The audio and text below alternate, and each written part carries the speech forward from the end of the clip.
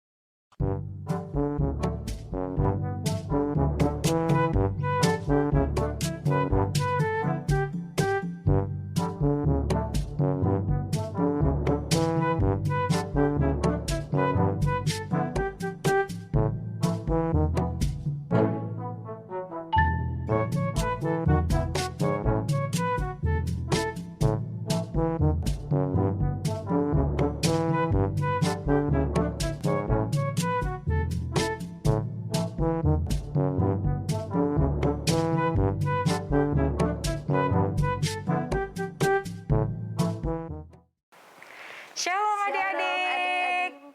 Kita jumpa lagi di kelas sekolah minggu pagi ini ya.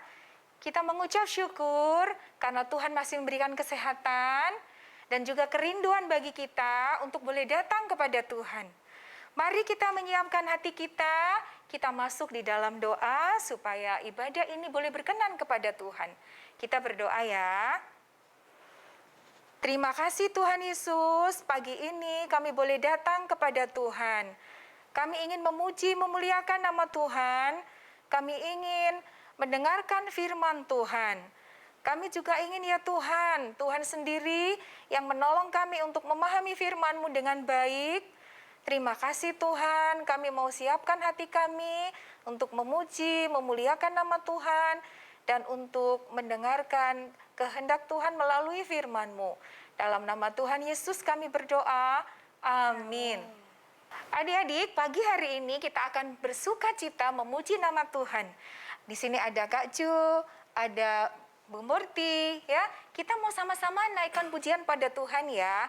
Kita menyiapkan hati kita menyiapkan akal budi kita, dengan penuh sukacita kita memuliakan namanya. Yuk kita nyanyikan lagu Bapakku Datang Padamu. Masih ingat lagunya? Kita nyanyi ya.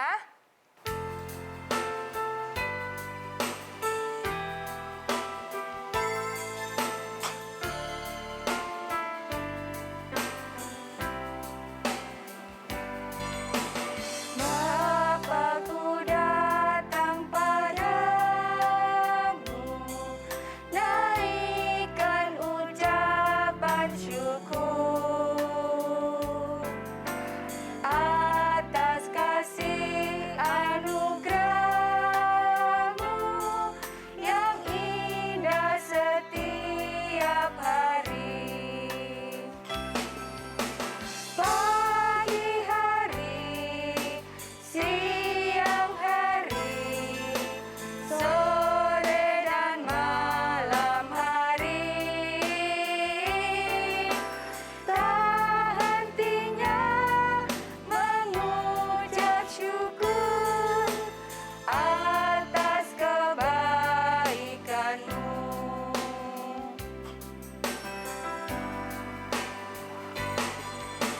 Bapakku datang padamu, naikkan ucapan syukur atas kasih anugerah-Mu yang indah setiap hari.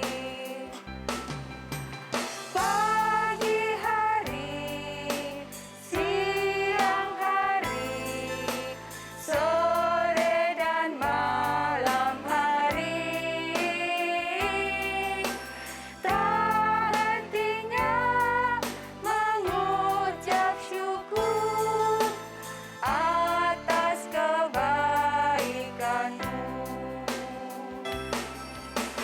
Tak hentinya mengucap syukur atas kebaikan-Mu.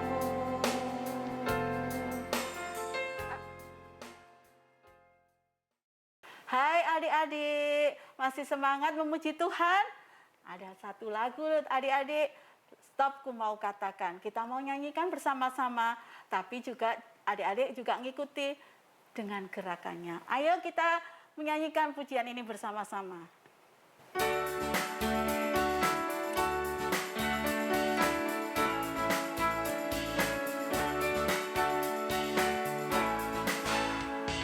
Stop, ku mau katakan.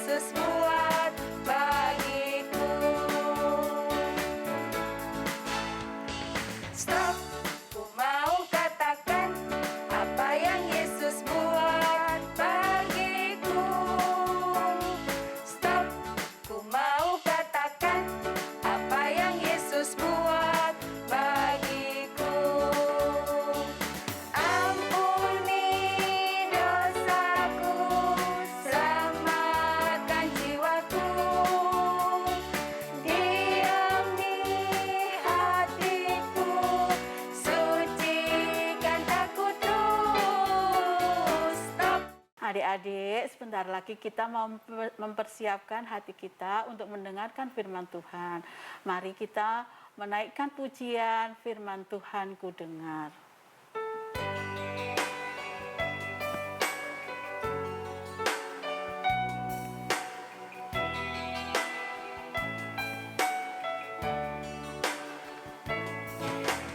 Firman Tuhan ku dengar, ku tanam di hatiku, ku ingin bertumbuh subur dan berbuah lebat. Yesus, tolonglah aku. Firman Tuhan ku dengar, ku tanam di hatiku, ku ingin bertumbuh subur dan berbuah lebat. Yesus, tolonglah aku. Yesus, tolonglah aku.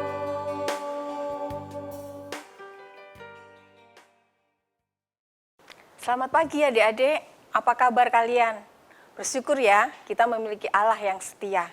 Dia memberikan kepada kita sukacita, sehingga pagi hari ini kita masih diberi kesempatan untuk beribadah. Mari kita akan berdoa sebelum kita mendengarkan firman Tuhan. Bapa di surga, kami mengucap syukur untuk hari ini. Terima kasih untuk kesempatan yang Tuhan berikan, sehingga kami masih bisa menikmati ibadah. Dan saat ini kami akan mendengarkan firman Tuhan. Mohon Tuhan menolong setiap kami, supaya kami memahami apa yang sedang Tuhan ajarkan untuk kami lakukan. Kami berdoa di dalam nama Tuhan Yesus. Amin. Adik-adik, pagi ini sebelum Bu Elvi menyampaikan firman Tuhan, Bu Elvi ingin mengawali dengan satu cerita. Cerita tentang seorang anak yang bernama Roni. Pada libur Natal yang lalu, Roni bersama kakaknya, mereka berlibur ke rumah nenek. Rencananya mereka akan beberapa hari di rumah nenek. Suatu siang, ketika mereka sudah sampai di rumah nenek, Roni melihat ada penjual cilok di dekat rumahnya nenek. Dari penampilannya, sepertinya cilok itu sangat enak. Ditambah lagi, yang beli selalu antri. Ya, sehingga Roni kepingin juga menikmati rasa cilok itu. Tapi dia ingat bahwa uang saku yang diberikan mamanya kemarin sudah habis. Ya karena dia kemarin itu pergi beli jajan, beli mainan banyak sekali. Dengan sedikit kecewa, Roni masuk ke dalam rumah. Dia mau nonton TV saja, supaya melupakan keinginan untuk makan cilok. Nah, pada saat Roni mau menonton TV, dia mengambil remote dan dia melihat ada dompet di samping remote. Dia tahu bahwa itu adalah dompetnya nenek. Nenek biasa membawa dompet itu ke pasar atau belanja ke warung. Roni berpikir, berarti di dalam dompet itu ada uang. Kalau Roni mengambilnya, dia bisa membeli cilok di depan. Akhirnya apa yang dilakukan Roni? Dia melihat ke sekelilingnya. Dia lihat, oh aman, tidak ada orang. Sebaiknya dia ambil saja dompet itu. Dan pelan-pelan dia mengambilnya, kemudian membukanya dan benar, di dalamnya ada beberapa lembar uang. Kemudian Roni memilih, diambil satu. Rasanya selembar ini cukup lah ya untuk membeli cilok. Dan dia mengambil selembar uang dari dompet neneknya, menutup kembali dompet itu dan meletakkannya pelan-pelan.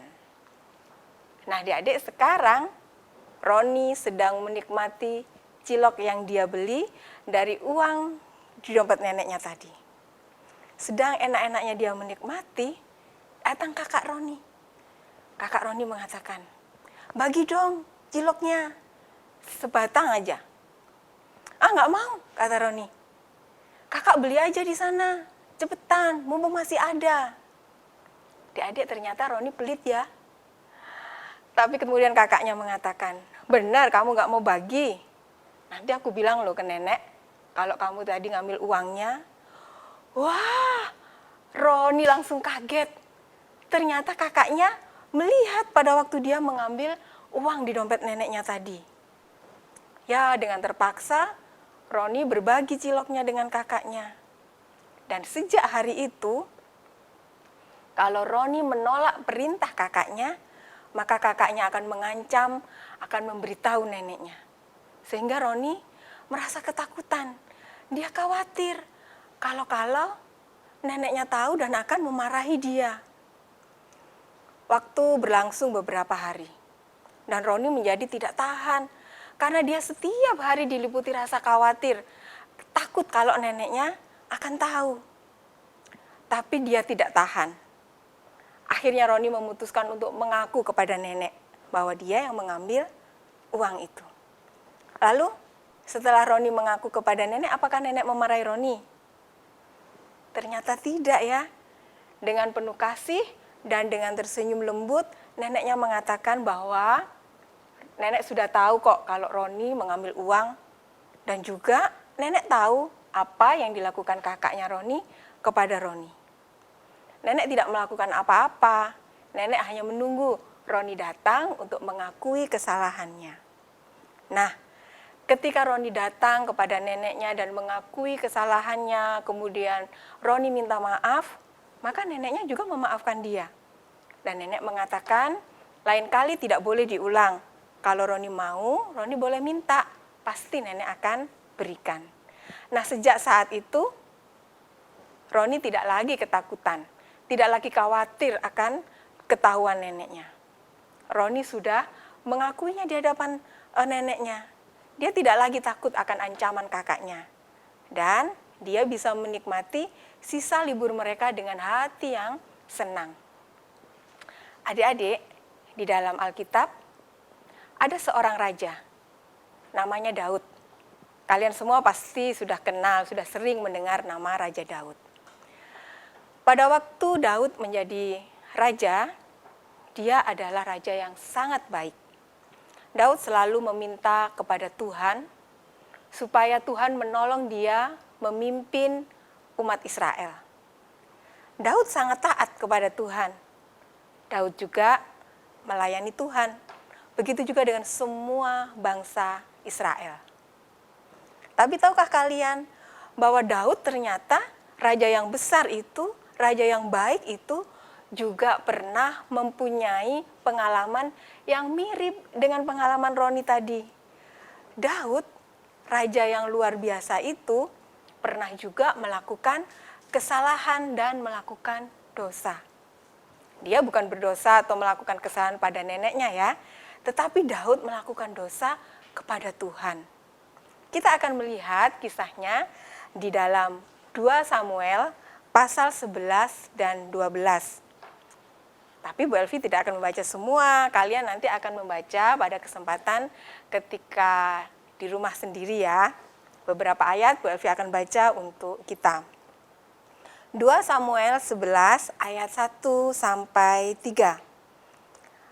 Pada pergantian tahun, pada waktu raja-raja biasanya maju berperang, maka Daud menyuruh Yoab maju beserta orang-orangnya dan seluruh orang Israel. Mereka memusnahkan Bani Amon dan mengepung kota Raba, sedang Daud tinggal di Yerusalem. Sekali peristiwa pada waktu petang ketika Daud bangun dari tempat pembaringannya lalu berjalan-jalan di atas sotoh istana, tampak kepadanya dari atas sotoh itu seorang perempuan sedang mandi. Perempuan itu sangat elok rupanya. Lalu Daud menyuruh orang bertanya tentang perempuan itu. Dan orang berkata, itu adalah Batseba binti Eliam, istri Uria orang Het itu. Adik-adik, pada saat itu tentara Daud sedang pergi berperang. Tapi Daud tidak ikut pergi. Dia tetap tinggal di istananya di Yerusalem. Dan sore itu, meskipun sebetulnya sebagai seorang pemimpin, dia harus memimpin tentaranya untuk pergi berperang. Tapi hari itu Daud ada di istana sedang santai. Nah, pada sore hari ketika dia berjalan-jalan di sotoh atap istananya, sotoh itu bagian atas ya adik-adik, bagian atas dari istana. Dia berjalan-jalan di atas dan dia melihat ada seorang perempuan. Perempuan itu sangat cantik sehingga Daud tertarik kepadanya. Dan Daud bertanya, siapa perempuan itu? Ya, di dalam bacaan kita tadi kemudian tahu bahwa perempuan itu bernama Batseba. Pegawai istana mengenalnya karena Batseba itu adalah istri dari Uria. Siapa Uria? Uria ini adalah salah satu tentaranya Daud. Uria ini tentara yang sangat kuat, dia paling berani. Tetapi Daud tidak berpikir tentang keberanian dan kekuatannya Uria. Yang Daud pikirkan bagaimana cara supaya dia bisa memiliki Batseba. Lalu Daud berdosa dengan mengambil Batseba seolah-olah Batseba itu istrinya. Tentu saja hal ini sangat mengecewakan hati Tuhan ya. Dan ternyata tidak hanya sampai di situ. Daud terus berpikir bagaimana caranya supaya dia bisa memiliki Batseba. Nah, Daud ini mempunyai seorang panglima perang ya bernama Yoab. Yoab ini berarti utusannya Uria. Karena itu Daud menitipkan pesan kepada Yoab supaya dia menempatkan Uria itu di pertempuran di garis depan. Bertempur di garis depan ini adalah sangat berbahaya. Karena seorang tentara bisa terbunuh kalau dia ada di posisi itu. Tetapi memang itu tujuannya Daud. Dia mau supaya Uria terbunuh dalam perang. Sehingga dia bisa memiliki Batseba. Ini adalah sesuatu yang jahat di mata Tuhan. Dan betul beberapa waktu kemudian Daud mendengar, dia mendapatkan berita bahwa Uria tewas. Apakah Daud sedih? Tentu tidak ya. Daud sangat senang. Karena tujuannya berhasil. Kalau Uria sudah mati, maka dia bisa memiliki Batseba sepenuhnya. Apa yang dilakukan Daud sangat jahat di mata Tuhan. Dan Tuhan sangat tidak senang adik-adik. Karena itu, Tuhan mengutus seorang nabinya, yaitu Nabi Natan, untuk bertemu dan berbicara pada Daud. Nabi Natan bertemu untuk mengingatkan Daud akan dosa-dosanya. Pertemuan Daud dan Natan, nanti kalian bisa membacanya di 2 Samuel pasal yang ke-12. Pada waktu Nabi Natan bertemu dengan Daud, Nabi Natan menyampaikan sebuah cerita. Kisah tentang seorang kaya dan seorang miskin yang tinggal di sebuah kota. Si kaya mempunyai harta yang banyak. Juga dia memiliki anak domba yang sangat banyak. Sedangkan si miskin hanya memiliki 1 anak domba. Pada suatu hari, ada beberapa orang mengunjungi orang kaya ini. Kalau orang datang ke rumah kita, pasti mama kita sibuk ya mempersiapkan sesuatu untuk dihidangkan. Tetapi orang kaya itu sangat menyayangi binatang atau domba-dombanya. Sehingga dia tidak mau menghidangkan dombanya untuk diberikan atau dimasak menjadi hidangan bagi para tamunya. Lalu apa yang dia lakukan? Dia justru mengambil anak domba dari si miskin. Wah, dia ambil, dia potong, dia panggang, dan kemudian dia hidangkan kepada tamu-tamunya. Mendengar cerita itu, Daud marah adik-adik. orang kaya itu harus dihukum karena dia sudah memperlakukan orang miskin itu dengan tidak adil, katanya kan. Pada waktu Daud marah, Nabi Nathan berkata, "Nah, seperti itulah kelakuanmu, seperti itulah perilakumu, seperti orang kaya itu." Ya. Di dalam 2 Samuel 12 ayat yang ke-9, Nabi Nathan mengatakan begini, "Mengapa engkau menghina Tuhan dengan melakukan apa yang jahat di matanya?" Karena apa? Tuhan itu sudah memberkati Daud dengan kerajaan yang sangat luas, dengan istana yang sangat megah. Daud memiliki segala sesuatu. Dia diberkati dengan banyak hal yang lainnya oleh Tuhan. Tapi dia masih tidak puas. Dia masih mau mengambil Batseba dengan cara membunuh suaminya Batseba, yaitu Uria. Dan ini sangat tidak disukai Tuhan. Tuhan sangat membenci apa yang dibuat oleh Daud. Sehingga Nabi Nathan mengingatkan akan hal itu. Bahwa Daud akan dihukum Tuhan karena kesalahannya itu. Dengan segera, setelah mendengar apa yang disampaikan oleh Nabi Nathan, Daud menyesal. Daud menyadari bahwa dia sudah tidak taat kepada Tuhan. Bahwa dia sudah melakukan dosa di hadapan Tuhan. Karena itu, kemudian Daud menyesal, Daud mau mengakui kesalahannya dengan menulis sebuah mazmur yang berisi pengakuan dosanya. Bagaimana Daud merasakan rasa yang sangat sedih, sangat takut, dan dia kehilangan sukacita ketika dia menyadari dosa-dosanya. Pengakuan dosa Daud itu dia tulis di dalam Mazmur 51. Bu Elvi akan membacakannya ya untuk kalian beberapa ayat yang ditulis oleh Daud. Ketika Nabi Nathan datang kepadanya setelah ia menghampiri Batseba, "Kasihani aku ya Allah menurut kasih setiamu. Hapuskanlah pelanggaranku menurut rahmat-Mu yang besar. Bersihkanlah aku seluruhnya dari kesalahanku, dan tahirkanlah aku dari dosaku.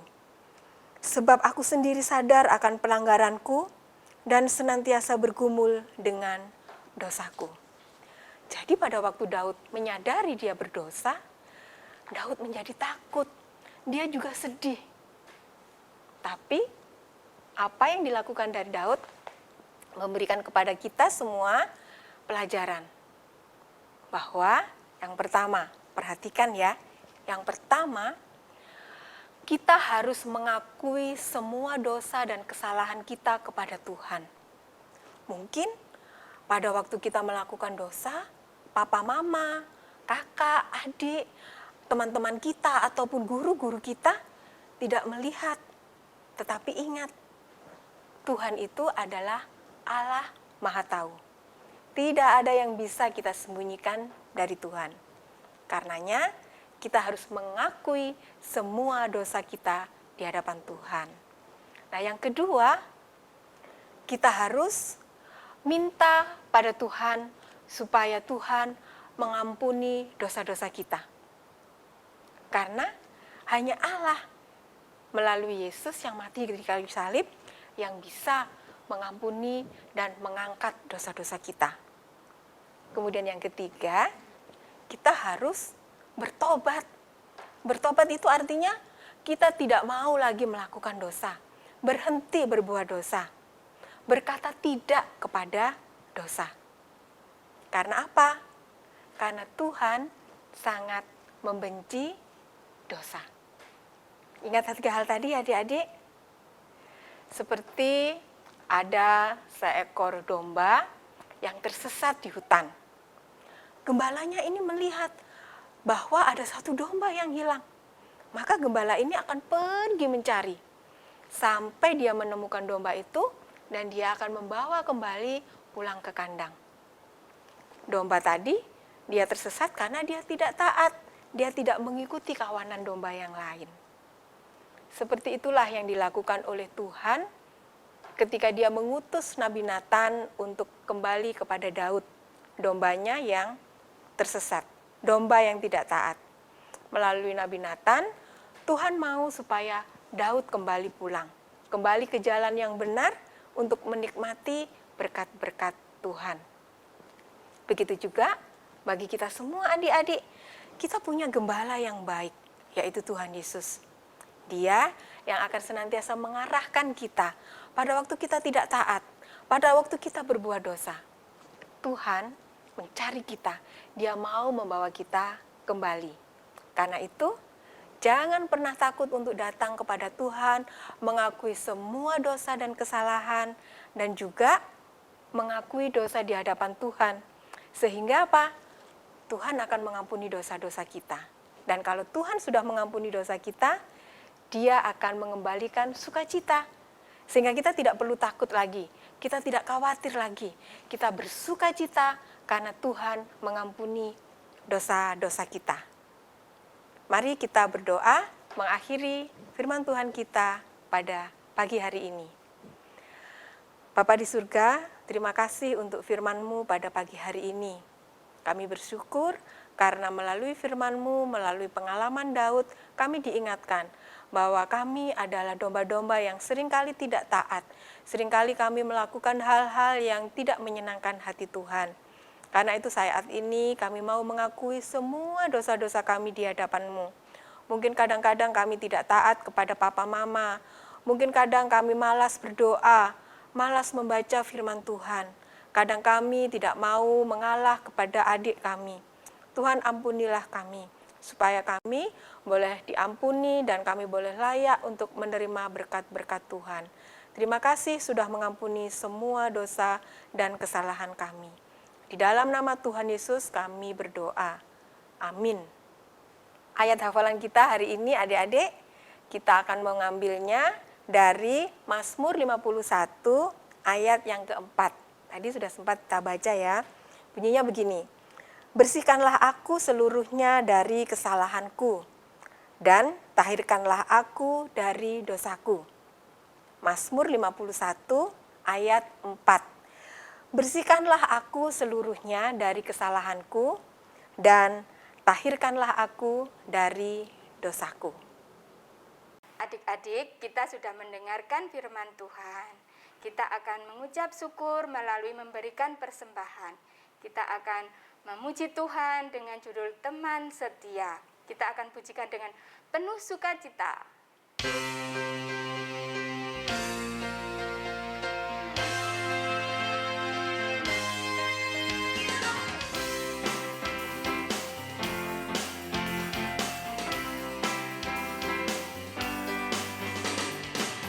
Di terangnya mentari, di gelapnya malam hari, ku tak akan sendiri. Yesus selalu menemani saat senang dan sedih, tertawa dan menangis. Ku tak akan sendiri, Yesus selalu menemani. Yesus setia, besar-besar kasih-Nya, takkan berubah sampai selamanya. Yesus setia, besar-besar kasih-Nya, bukan bersorak. Hai, ya teman setia. Cucuru, cucuru, cucuru, cucuru, cucuru,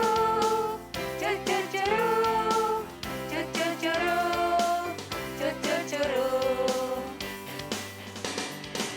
Saat senang dan sedih, tertawa dan menangis, ku tak akan sendiri. Yesus selalu menemani. Yesus setia, besar-besar kasih-Nya, takkan berubah sampai selamanya. Yesus setia, besar-besar kasih-Nya, bukan bersorak. Hai, ya teman setia. Yesus setia, besar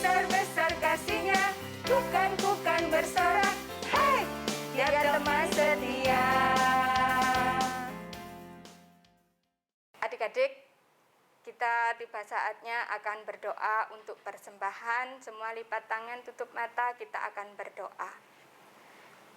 Tuhan Yesus, kami bersyukur kami boleh memuji Tuhan, boleh mendengarkan firman Tuhan, dan kami boleh memberikan persembahan buat Tuhan. Biarlah Tuhan Engkau pakai persembahan kami di pekerjaan Tuhan. Berkati mama papa yang bekerja. Terima kasih Tuhan Yesus, hanya di dalam nama-Mu kami berdoa. Amin. Amin. Sekarang kita akan membuat aktivitas. Siapkan semua peralatan dan juga bahannya. Adik-adik siapkan alat dan bahannya ya. 1 lembar kertas HVS, spidol, double tip, jangka, penggaris, pensil, dan gunting. Langkah pertama, adik-adik lipat kertas HVS-nya menjadi 2 bagian memanjang.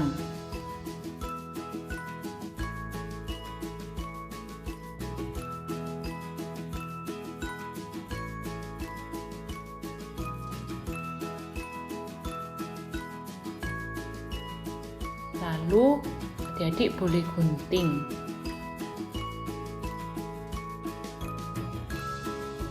Setelah itu, adik-adik boleh memakai jangka atau memakai benda yang berbentuk lingkaran. Buat 1 buah lingkaran di tengah-tengah kertas. Setelah itu, adik-adik beri telinga di kanan kirinya.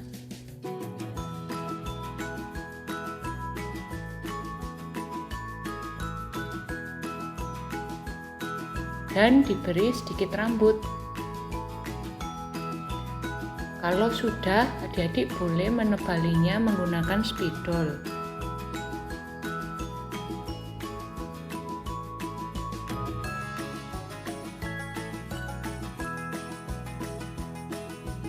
Jangan lupa diberi rambut.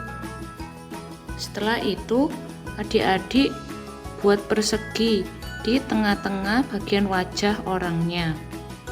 Tidak perlu sesuai dengan ukuran yang Kak Elga buat ya.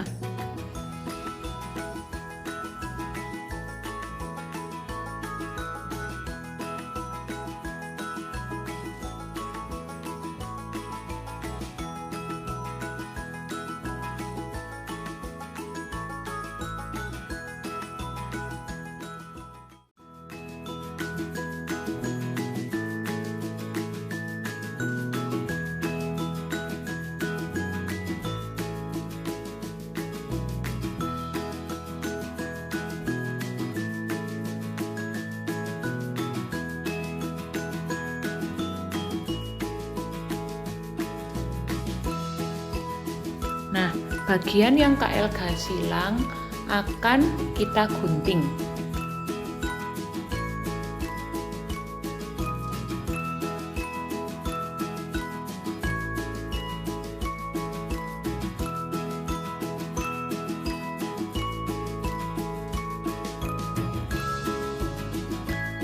Sehingga wajah orangnya memiliki lubang berbentuk persegi.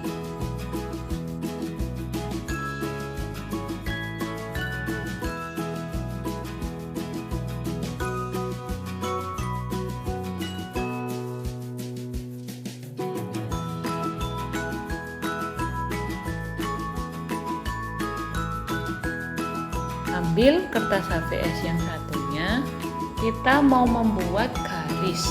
Jaraknya harus sesuai dengan lubang. Jaraknya harus sesuai dengan jarak lubang yang kalian buat tadi ya. Perhatikan yang Kak Elga lakukan. Kak Elga buat jarak 3 cm pada lubangnya. Jadi Kak Elga harus membuat garis dengan jarak 3 cm juga. Lalu ambil sisa potongan kertas yang tadi, kita mau jiplak. Jiplak sebanyak 2 buah.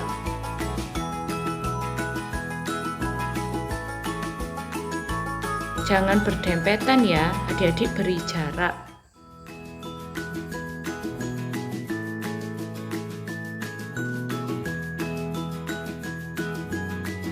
Nah, setelah itu adik-adik boleh gambar. Yang pertama, Kak Elga mau gambar wajah orang yang sedang menangis.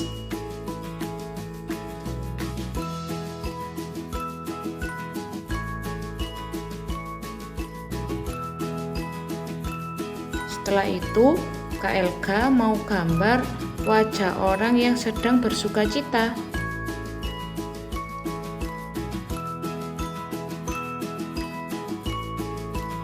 Nah, kalau sudah selesai, adik-adik boleh beli warna.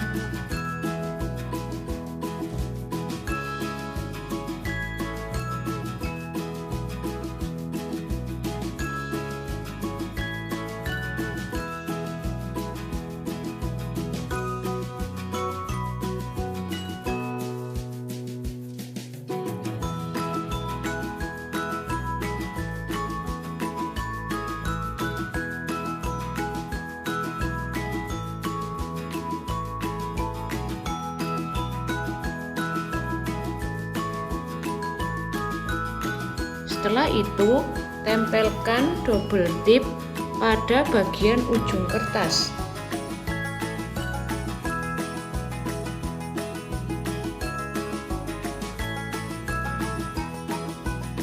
Kalau sudah, lingkarkan kertas seperti yang Kak Elga buat.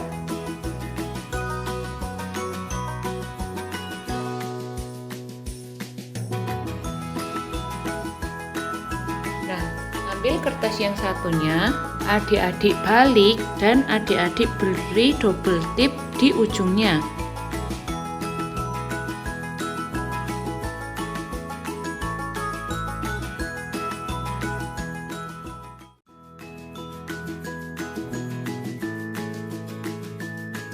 Adik-adik boleh lingkarkan kertas, tetapi tabung kertas yang sudah kita buat berada di bagian dalam, seperti yang Kak Elga lakukan ini.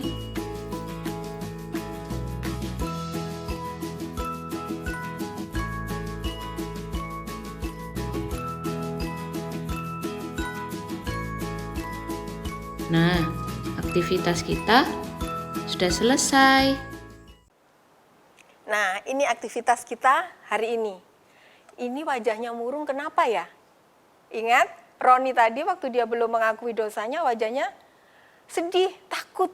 Juga Daud, waktu dia belum mengaku dosa, dia merasa sangat kecewa, sangat sedih.